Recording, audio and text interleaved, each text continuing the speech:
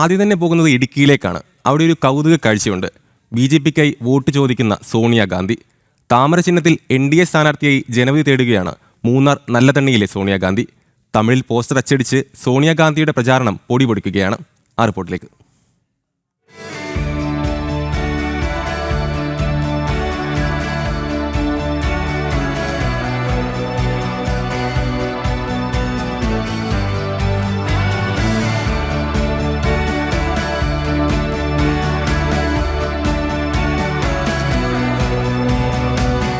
കല്ലാറിലെ പഴയ കോൺഗ്രസ് നേതാവായ ദുരൈരാജിന്റെ മകളാണ് സോണിയാഗാന്ധി. പ്രിയ നേതാവിനോടുള്ള അകമഴിഞ്ഞ സ്നേഹം കൊണ്ടാണ് ദുരൈരാജ് മകൾക്ക് സോണിയാഗാന്ധി എന്ന് പേരിട്ടത്. BJP പ്രവർത്തകനായ സുഭാഷിനെ വിവാഹം കഴിച്ചു നൽകിയതോടെ സോണിയാഗാന്ധി BJP-കാരിയായി.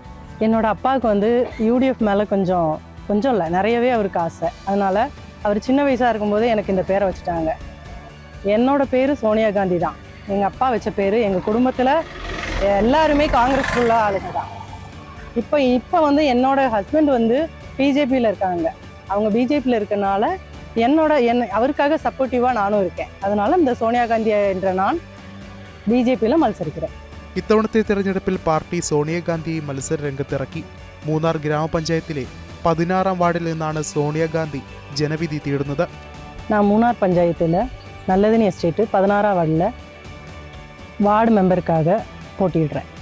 കോൺഗ്രസിലെ മഞ്ജുള രമേശും CPM-ലെ വളർമതിയുമാണ് സോണിയാഗാന്ധിയുടെ എതിരാളികൾ.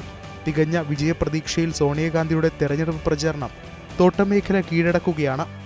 അതിനാൽ തന്നെ ഇത്തവണ 16-ാം വാർഡിൽ പോരാട്ടം കനക്കും. ജനം, ഇടുക്കി.